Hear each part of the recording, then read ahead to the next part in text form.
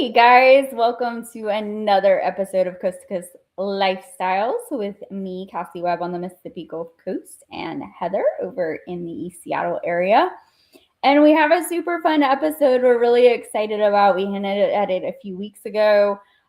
Today is episode 71, and we are going to take a look back at our expectations versus reality for the year of 2025, which we did episode 55. So we're going to highlight some of our predictions and then kind of, how spot on were we? So, Heather, why don't you get us started with kind of where we started with our predictions and then kind of how that panned out. And then each of us will talk. Of course, real estate is always local, so we'll kind of each talk on our own areas specifically and how they compared. Yep. Sounds good. Well, the big thing that was the topic of conversation at the beginning of last year was definitely what is going to happen to interest rates. There was a lot of speculation on where we were going to go. A lot of buyers were expecting us to get back into the COVID 3% era, and a lot of us agents were like, no, that's not going to happen. But obviously, living through that is going to be a little different. So what our predictions were is, hey, we're probably going to stay in the high sixes range, maybe the low sevens, pretty early on in the year. And then we're slowly but surely going to improve. And if I remember right, our specific prediction was we'll be in the low sixes, hopefully by the end of the year. But the economy was all over the place, so we didn't know for sure. But that was kind of our loose estimation. Yeah. Halfway through the year, we even did a recap, and it was oh, well, it might be getting into fives. But again, the economy is everywhere. We're not quite sure. But this was our initial guess. We're not going to be returning to that 3+% realm at all. That was a unique circumstance. What ended up happening was actually pretty straight on. We ended up staying in the mid sixes for most of the year. And yes, at one point we did start thinking, well, maybe kind of depending on what happens, we might see high fives. Did not end up happening, but we did stay in that mid to low six range by the end of the year, which was awesome. And what was particularly interesting is we saw buyers starting to accept the fact that, oh, this is our new norm. Okay, understood. And so a lot of buyers basically stopped sitting on the fence. And if they were in a position where they needed to move for any reason or they needed to buy for any reason, they actually jumped off the fence and actually just did it. They bought what they needed to buy. So because of people just kind of accepting that this is our new norm, we saw a lot more activity because of that as a whole nationally. And then it kind of goes into that thing that we always talk about, and a lot of people cringe over it, but it's so true, is marry the house, date the rate. You want to try to get the lowest price you can on the home. If the interest rate's a little higher, as long as it's smart and you can afford it, do it, because you can refinance later for a lower rate. So it kind of really just pushed that a little bit more. People felt like understand it a little bit more, which was actually kind of cool to see from the agent perspective of things. Mm-hmm. So yeah, again, going into national behavior, because we are very hyper local when it comes to real estate. I know Mississippi Gulf Coast is the same, but here, for example, my city or my neighborhood and the neighborhood right across the street from me aren't going to perform the same. So on a national level, the average of what we expected was buyers to re-enter the market very slowly. And we thought that pretty much most of the people making the moves were people who had life events, whether it be losing a job, getting a new job, moving for their job or their family. Basically it was the people who had lifestyle changes that needed to move that were making the big moves. And in reality, I mean, that was pretty darn close, but a lot of it was also, there was a lot of pent up demand. There are a lot of people who, again, have been on the fence going, when are we going to see those low rates again? When are we going to see those low rates again? And it finally got to a point where it's I need to move. We have 3 kids now and we're in a 2-bedroom home. We need to move. We have to do this now. So we saw a lot of release because of that. And just buyers just kind of started coming back, which was really cool to see.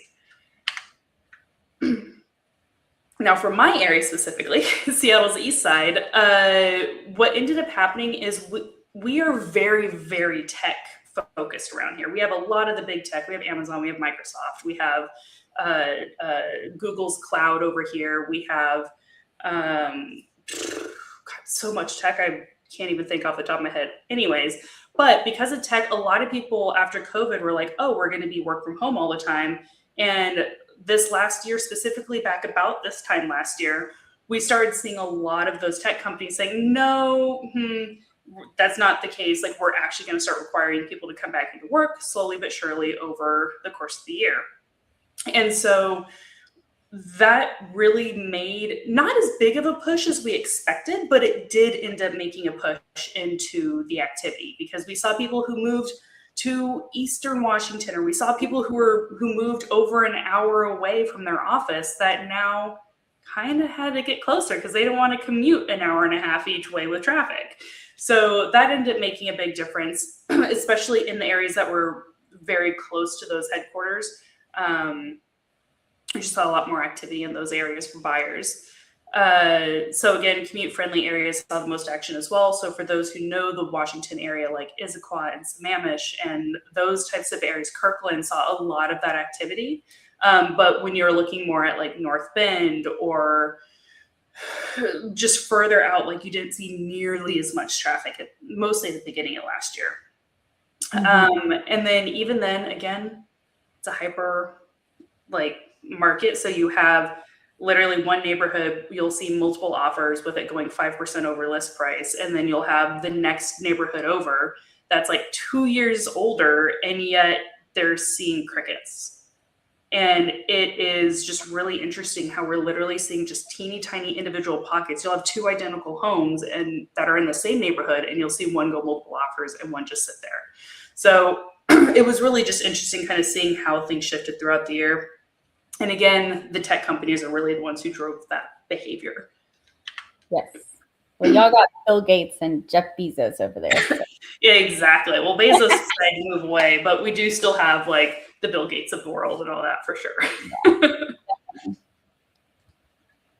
Yeah, so on the Gulf Coast, yeah, very similar to what you're saying. Like we saw some national trends, local trends, hyper local trends. I mean, I was having a conversation today with a potential landlord that, you know, we were talking about specifically his little neighborhood, like how they've got some things going on that will impact, you know, buyer tenant behavior. So it's very, very, very, very hyper local sometimes, but obviously we didn't have as much impact as far as the return to office. In fact, I mean, really people who had relocated here that, you know, had that flexibility to work from home, they had to return to office. They just found a different job. So they stayed here and didn't, you know, we didn't have a lot of movement as far as that goes. And then affordability, you know, we kind of, I'd say capped to some degree on our affordability here until we, you know, kind of inflation helps adjust for that.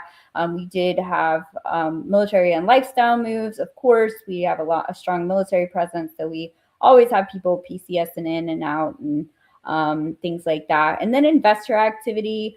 I think we'll talk a little bit more on the next slide about that, but really the predictions that we had that I had specifically for this area, it was very in line with what happened, which is our inventory would loosen slightly. Definitely happen. Sellers would start moving due to, again, those PCS orders where they're, you know, the military is moving them, or, you know, just different life situations. People, you know, went into retirement, came out of retirement, relocated to be near family, what have you. I think the thing that we had a little bit more of than I was expecting, I was expecting additional rentals to enter the market, but we really saw an influx in rentals because a lot of people just aren't ready to let those 3% and 4% interest rates. In fact, some people who bought the house, you know, with no intentions of making it a rental are like, I'm keeping this thing forever because I think people kind of like you were saying, like the buyers were like, yeah, we're never going to see 3% and 4% interest rates again, probably in our lifetime. Well, the would-be sellers said that too, and said, if I make this a rental, I get to keep that interest rate forever. So we did see a lot of landlords enter the market, more than really I was expecting. And then we definitely did see, we still have more inventory, of course, than we did in some years past. But definitely that inventory has seen a lot of reduction. So it was really pretty in line. And then I think on the next slide, we're going to talk about some shifts happening in our rental market. We had a huge influx and oversaturation of short-term rentals here. Really, we still do. A lot of those converted to midterm rentals, specifically for like military members who are here on temporary orders.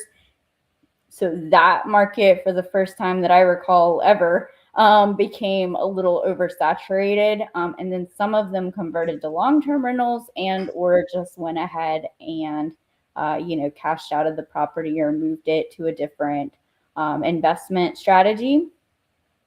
And then the capital gains timelines, I think sometimes that's I don't think we're quite there yet, where that made as big of an impact as I was expecting. I think people are just going to hold on to that rate as long as they can. And then ultimately, when they're getting to that 3-year mark where they would be then required to pay capital gains if they were otherwise exempt, I think what will happen at that point is people are either going to go ahead and sell. We had every intention on one of our properties to sell so that we could have that capital gains taxes excluded. But we just decided we're just going to keep it forever and ever. So I think we saw a little more of people holding on to those rental properties that if they bought it when interest rates were super low, a lot of times they're actually cash flowing on those properties. So they're actually able to put a little money in their pocket and, kind of gain that equity over time that may help at retirement or what have you. So we definitely saw, less people kind of giving up on selling, and then more people holding on to them as rentals. So interesting. All right. If it decides to go to the next one. Anyway. So I guess in general, when we're looking at the national level, so one of our other predictions was based off of home prices. So a lot of people were expecting a crash was coming. We're going to see a massive housing boom. And Cassie and I were both like very hesitant on that. We're like, I don't know about that. That's not going to happen. COVID was such a weird and unique situation. And sure enough, we didn't see a crash at all. There kept being rumors of a crash. It didn't really happen. There are some economists that believe it did happen. It just happened at such a small level that we didn't process it as one, if that makes sense. Like it was just so minor. And so we never saw that COVID style boom. We're likely not going to see that COVID style boom in most cases, unless something huge happens like COVID. And we did end up seeing a very moderate appreciation. So what we kind of thought was, hey, we're going to see a lot of stabilization post-COVID. So COVID ended technically 2022, 2023. And the market kind of went through a pretty harsh correction, not harsh, but it went through a correction immediately after. And now we're just kind of playing the stabilizing game. Like, what is the new normal? And a lot of that is based off of buyers and sellers and trying to figure out what is the new normal. So sure enough, 2025 was exactly that. We're seeing stabilization. We're seeing everybody accepting our new normal for the housing market. And we're just kind of seeing that on a national level. Now, for Seattle East Side specifically, we saw the strongest appreciation in move-in ready mid-level price point homes. So for us, move-in ready means there's no projects at all. Everything is turnkey. It's practically new construction, or it's practically just nothing that really needs to be done. So we saw a lot of demand for those still. And our mid-level price homes, I would say, are probably in the mid 1 million range. So we saw some activity in the lower housing range, but surprisingly not as much as I might have expected. And then the higher end, we saw steady, but nothing was crazy. But that mid level in literally like the 1.25, like 1.1 to like 1.6 to 7 was where we saw the most activity and the most demand. And then again, it's neighborhood specific. So some of the most convenient neighborhoods to commute from are the ones that saw the highest demand. So again, like for the people who know the area, the Issaquahs and the Sammamishes and the Redmonds of the world is where we saw most of that. So overall, it was really mixed results because, again, it's very hyper-local dependent. But yeah, I mean, that's just kind of the story of real estate in general. And then for the Gulf Coast, what did you kind of see compared to the national? Really exactly in line with what we were talking about.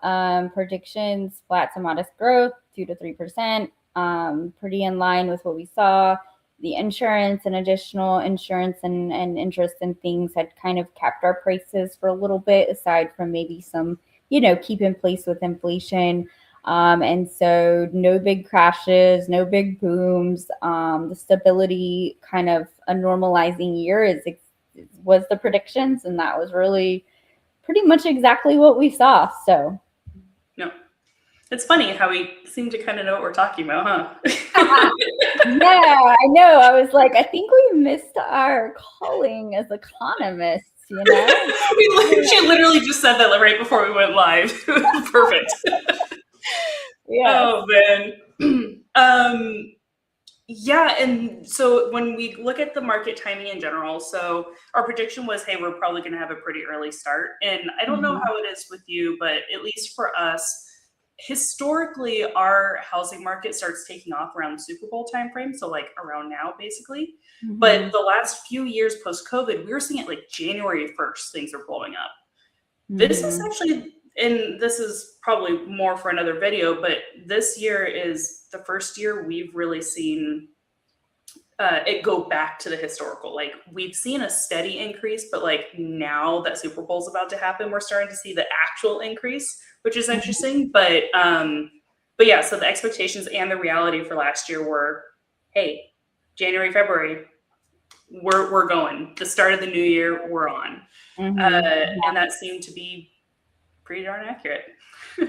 Yeah, we literally had people, whether it was potential landlords, tenants, buyers, sellers, everybody, like I think we started getting calls like on January 1st, like, hey, new year, ready to make a move, all right, let's go. So definitely. But yeah, I think it was definitely slow and steady wins the race kind of year. So yep.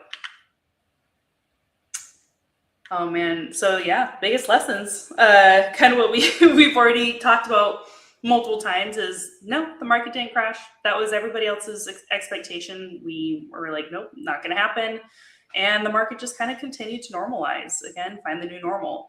But the thing that we saw kind of overall was your strategy, whether a buyer or a seller, your strategy beat any kind of timing and trying to mid-max the market. Really, it was, how's your strategy? Okay, then it doesn't matter really when you list or when you decide to buy it. It's whatever makes the sense to you to help you win and get where you want to be. Yeah, definitely. Final thoughts, really kind of the same thing. Real estate is always hyper-local, where when you see national news, that's not going to be the entire story. Because we've had this discussion on past Coast to Coast as well. Sorry, I'm tail end of the cold. We've had this in conversations in the past before, where like there are times where we've looked at past stats and you guys have been very close to national expectations in reality, while we've been like way over in left field, not even in the same realm of reality. But then when we look at other parts of history, it's the exact opposite, where we trend more or less along the same lines as national, and you don't. So it's really interesting that when you start looking like, hey, I want to make a move, whether it's buying, selling, renting, doesn't matter. You want to get in touch with a local professional to figure out what makes the most sense in your area. Yeah.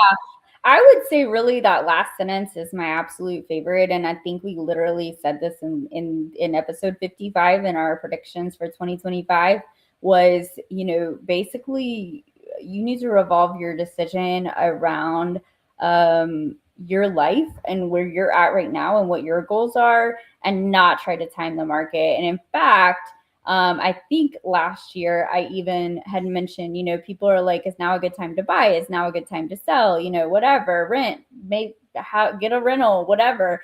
And I'm like, well, tell me what you got going on, right? Because without knowing that, like I can't answer or advise you on that. Yes, do sometimes we have crazy buyer markets or crazy sellers markets where it could tip the scales? Absolutely. I mean, of course, nobody would be like, oh, 2021 was a great year to buy a house. You got although I say that, but you know what? The 2021 buyers are pretty happy right now that they bought, and so I think that, again, exactly what you just said, Heather. I think getting in touch with someone who's in touch with your local market, wherever that is. And if you ever don't know who that is, give us a call. We have a network of agents all across the country. We're happy to connect you and get in touch with someone who knows the market and then can review your strategy, your goals, what you have going on in your personal life, what your kind of long-term financial goals, real estate goals, and then put together, a plan. I think, it's funny because real estate, we all know, is usually one of the largest investments that we all make, right? A home is more expensive for most of us than our car or, different items that we may possess. And so I think like it's the one thing that we should really, really have a plan and a strategy around. Or, if you're just like, hey, I want a home and I want it to be what I want it to be, then cool, let's do that, But definitely the lesson continued to be, don't try to time the market, and, do what's best for you and reach out to a professional for guidance. So. Yep. I second all that. It's perfect. All right. Well, we will see you guys again. Hey, Heather, I think maybe next time we can look at our stats for, the kind of, January will be closed out, and maybe we can do some predictions for 2026. Ooh, that'd be fun. All right. Well, y'all have a great day, and we will see you again very soon. Awesome. See you, everybody.